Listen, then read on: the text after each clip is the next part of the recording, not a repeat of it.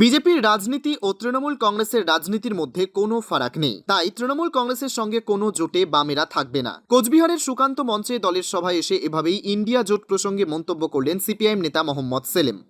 তাহলে অন্য প্রসঙ্গ নিয়ে এলে কেন? ফ্রন্ট লোকজন এসেছিল, সে বলেছে, তাকে জিজ্ঞেস করা উচিত।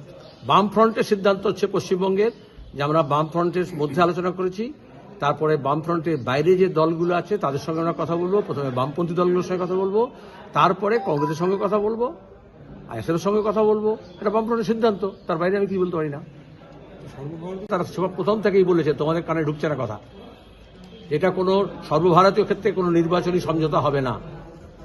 পরশুদিন সীতারাম ইয়েচুরি সিপিএমের সাধারণ সম্পাদক পুরুলিয়া এসে বলে গেছেন বাসুদেব আচার্যের স্মরণ সভায়, এক একটা রাজ্যের এক একটা পরিস্থিতি, সেখানে রাজ্যভিত্তিক বাস্তবতা দাঁড়িয়ে আসন সমঝোতা হবে। পশ্চিমবঙ্গের ক্ষেত্রে বিজেপি এবং তৃণমূল উভয়কে হারাতে হবে, তাহলে বিজেপি রাজনীতি আর তৃণমূল রাজনীতির মধ্যে কোনো তফাৎ নেই। তো পরশুদিন গিয়ে আজকে ইন্ডিয়া বৈঠক করি, কালকে গিয়ে আবার মোদিকে গিয়ে বলবেন যে ভাইপোকে ছেড়ে দাও, তার জন্য কি করতে হবে বলো। কোচবিহার থেকে নিজস্ব প্রতিনিধির রিপোর্ট, টাইমস 14 বাংলা। সব মাই চায় মেয়েকে রাজরানীর মতন সাজাতে, সাজিয়ে তুলতে চায় সোনার গয়নায়। ওরিয়েন্ট জুয়েলার্স, সোনা যা সর্বক্ষণের।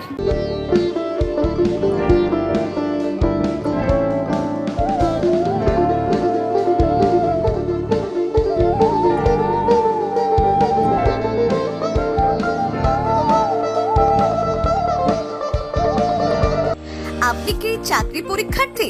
চাকরি পরীক্ষার বই খুঁজছেন? তাহলে আজই চলে আসুন সৌরভ বুক অ্যান্ড ম্যাগাজিন সেন্টারে। এখানে BSc, WBCS, bank, rail, ICDS, nursing, ANM এবং জিএনএম সহ কেন্দ্রীয় ও রাজ্য সরকারের সকল চাকরির পরীক্ষার বই ও ম্যাগাজিন পাওয়া যায়। আমাদের ঠিকানা হরিমোড়, মোহনবাটি, রায়গঞ্জ। বিস্তারিত জানতে যোগাযোগ করুন 9002904090 অথবা 9434347016।